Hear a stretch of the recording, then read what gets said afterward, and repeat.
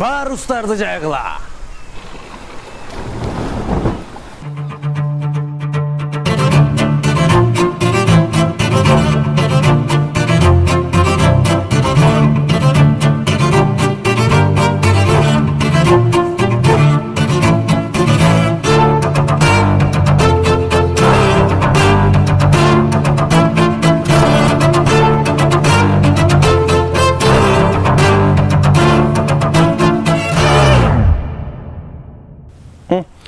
Кариб деңизинин каракчылары. Биз эмнеге аларды жакшы көрөбүз, биз эмнеге аларды жактырабыз. Сөзсүз түрдө романтика, саякаттар, сүйүү, юмор жана ошондой эле харизмалуу Джек Воробей үчүн. Бирок эмне себептен ушул тасмалардын биринчи бөлүгү жанрдын классикасына айланды. Негизи эле каракчылар жөнүндөгү сиквел кандай түзүлгөн жана окуянын аягында эмнеге окуя өзгөрүп кетет.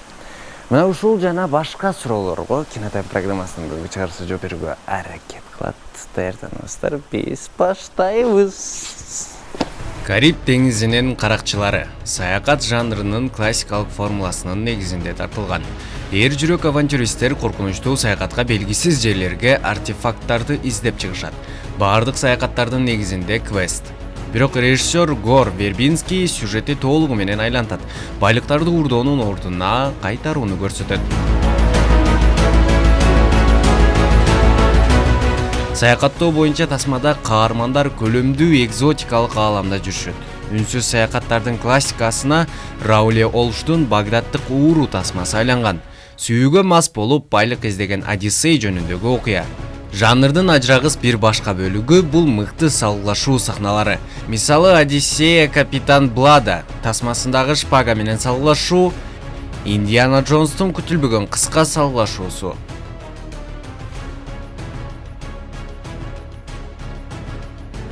Саякаттар жөнүндө тартылган тасмалар көрүүчүлөрдүн балалык сезимдерин, бала кезиндеги кыялдарын ойготот. Мисалы, Мумия тасмасында башкы антагонист катары байыркы Египет жомокторундагы каарман эсептелет. Тирүү өлүктөр Кариб деңизинин каракчыларында да кездешет. Ар бир каракчы жүздөгөн өз кесибин мыкты билген адистерден улам өзгөчөлүктөргө бай. Алар актерлорду 3D сканерден өткөрүп, алардан анан скелеттерди жасап чыгышкан. Чыгарма көрүүчүлөрдүн эмоциялары менен ойнойт. Бирок толук түрдө хоррорго айланбайт.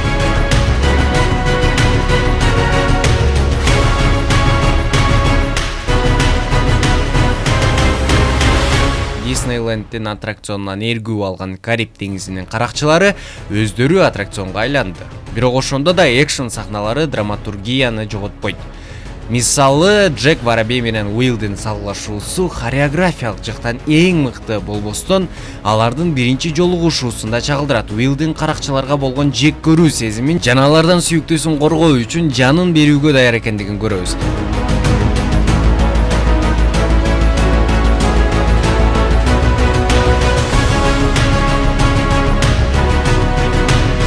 Ал эми Джек жеңишке жетүү үчүн миттамдыктан качпагандыгын, бирок бирөөнү өлтүрө албаарын билебиз. Драматургия тарабынан Кариб деңизинин каракчылары бул кылдаттык менен жазылган кино.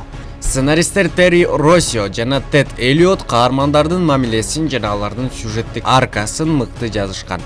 Тасманын башкы каармандары Элизабет Суон жана Уилл Тернер. Бир кыска сахнасында сценарий авторлору башкы каармандардын бири-бирине болгон күчтүү махабаты бар экендигин, бирок алар ар башка социалдык абалда тургандыгынан улам бирге боло албай тургандыгын көрсөтүшкөн. Губернатордун кызы кичинесинен эле баштап каракчылардын маданиятына кызыгат. Ал үчүн бул айланадагы жагымсыздыктардан көңүл буруучу нерсе. Кира Найтли алгач тасмалардагы түйшүккө түшкөн классикалык кыздын образын жаратса, кийинчерээк ал адатка айланган тасмалардагы сюжеттик жолду бузат. Аягында ал статус эмес, эркиндикти тандайт. Эгерде Элизабет сырткы конфликттерди чечүүнүн жолун ойлонсо, Уилл ички маселелерди чечүү үчүн күрөшөт. Каракчыларды жактырбаган биздин каарман анын атасы деңиз каракчысы болгондугун билет. Уилл өзүнүн жан дүйнөсүнүн каракчылык мүнөздөрүн ача баштайт. Бирок Джек менен болгон анын достугу бардык эле каракчылар жаман эмес экендигин түшүндүрөт. Башкы антагонист бул жек көрчү эмес, тескерисинче, бооруңду ачтуучу, ал үчүн кайгыруучу каарман болуп чыгат. Анын максаты сыйкырды жоготуп, кайра адам болуу экендигин баарыбызга эле маалым.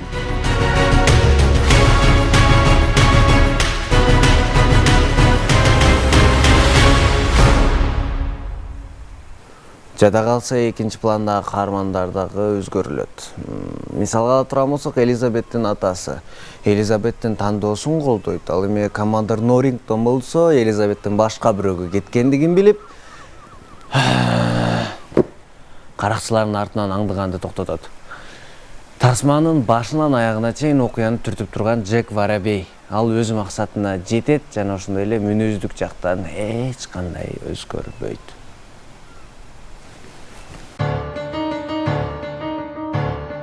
Кариб деңизинин каракчылары франшизалардын 10 жылдыгында чыгарылган Матрица, Шакектер ээси жана Жүргүмүш адам тасмаларынан кийин. Бирок бул тасманын уландысы тартылбайт деп айтылган. Себеби Disney кинопрокатта сынууга даяр турушкан. Анткени элге ал мезгилде кайдагы бир каракчылар жөнүндө тасма кызыксыз деп ойлошкон. Ал эми башкы каармандардын бирин Джонни Депп аткаргандыгын продюсерлер жактырган эмес. Ал каарманды өтө эле жасалма ойнооду деген сөздөр менен. Прокатта топтолгон каражаттар бюджетти 4 эсе ашканда компания бир эле учурда 2 бөлүмүнүн үстүнөн ишти баштаган. Сиквел жана триквелдер ийгиликтүү франшизалардын башка эрежелерине ылайык курулган. Башкы каармандар өзгөртүлүп, дагы да өнүктүрүлгөн. Элизабет Тернерге же Джекке болгон сүйүүсүн аныктап, каракчылык карьерасын кура баштайт. Уилл өз атасын куткарууга өзүн арнайт. Ал эми харизмалуу Джек Воробей экрандык убакытты көрүүчүлөрдүн сүйүүсүнөн улам башка каармандардай эле көбүрөөк ээлейт. Авторлор дагы бир эсте калаарлык каарманды кошушат. Ал сүйүүсү үчүн жанын берген Дэвид Джонс. Анын мурунку жашоосу биздин башка каармандарыбыздын азыркы күндөгүсүн айнектейт. Бюджеттин көбөйгөндөн улам тасма эпикалык деңгээлге жетет. Бирок тасманын негизи болуп баягы эле Уилл менен Элизабеттин романтикалык мамилеси турат. Андыктан каракчылардын алгачкы 3 бөлүгү бул толук бир окуя. Бул эффектти берүү үчүн кара жемчужинаны эстеткен кадрлар жардам берет. Биринчи картинада капитан Барбосса алма жегенди кыялданат. Ал эми экинчи бөлүктө ал өз кыялын ишке ашырат.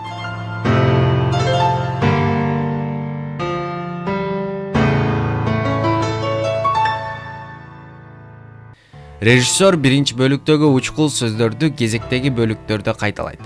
Жада калса биринчи тасмада Элизабет ырдаган чыгарманы кезектеги бөлүгүндө анын уулу ырдайт. Режиссер студиянын ишеничин алган соң тасманы коркунуч менен камсыздап, башаламандык кошуп, татаалдаштырат. Тагыраагы жөн гана формуланын негизинде тартпай, ага жаңылык кошту десек да болот.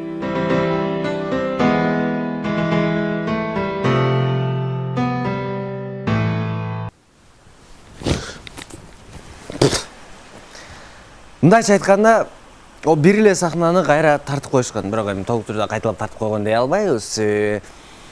Өзүнүн идеясы, өзүнүн фантазиясын дагы кошкон.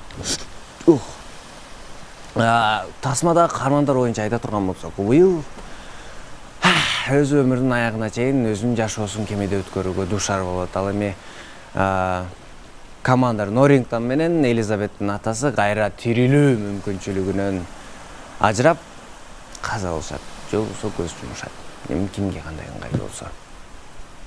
Сиквел жана триквелдерге алгачкы тасмадагыдай жеңилдик жана ийкемдүүлүк жетишпей калган. Бирок экшн сахналары дагы деле таң калтырып келет. Бирок чындыгында алар сюжеттик окуяны баяндабайт, болгону көркөмдөө үчүн кошулган. 4-чү бөлүгүндө Гор Вербинскийдин ордун Роб Маршалл баскан жана ал жумушун тилекке каршы Кира Найтли жана Орландо Блумсуз улантышына туура келген. Экинчи пландагы каарман катары ойлонуп табылган Джек Воробей акыркы 2 бөлүктө башкы каарманга айланат. Бирок 2000-жылдардын башында бир аз кызыктай болгон күлкүлүү каармандын тамашалары оригиналдуу сезилсе, 14 жылда ал көрүүчүлөр үчүн бир аз кызыктай сезиле баштайт.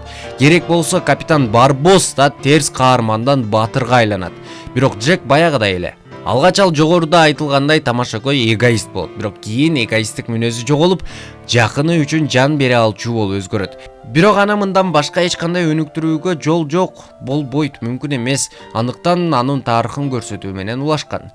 Көрүүчүлөр аны менен өзүн салыштырууну токтото баштайт. Джек сүйүүгө мас эмес жана аны сүйүү менен байланыштырууга таптакыр болбойт. Андыктан 4-бөлүмдө ага сүйүү мамилесин курабыз деген тартуучу топтун идеясы толугу менен болбой калды же окшошпой калды деп айтсак жаңылышпайбыз.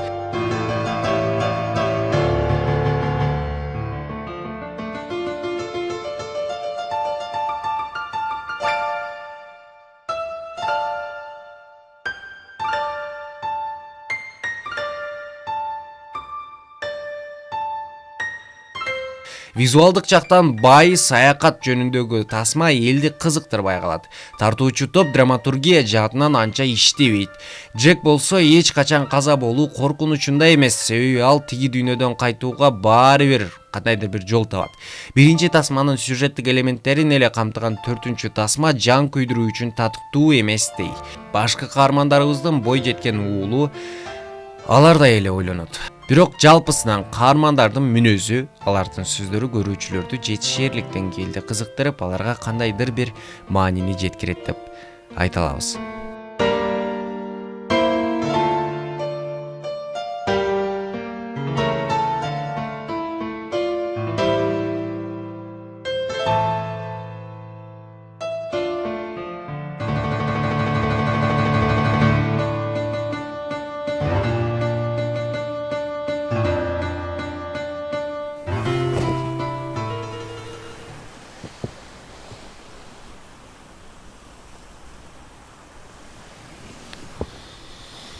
Кариб деңизинин каракчылары тасмасы боюнча мына ушундай кызыктар.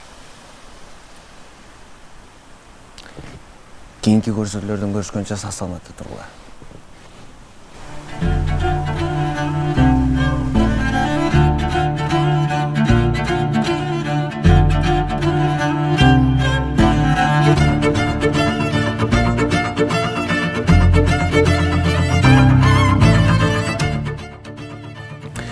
Парустарды жайгыла. Парустарды жайгыла.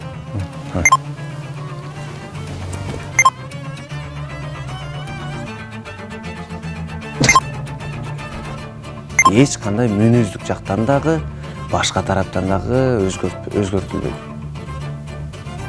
Фигня болуп калды, кайра баштайм. Ал эми Элизабеттин атасы менен командир Нориктан кайра тирилүү мүмкүнчүлүгүнөн алыстап каза болушат же көз жумушат. Эми эмне кандай ыңгайлуу.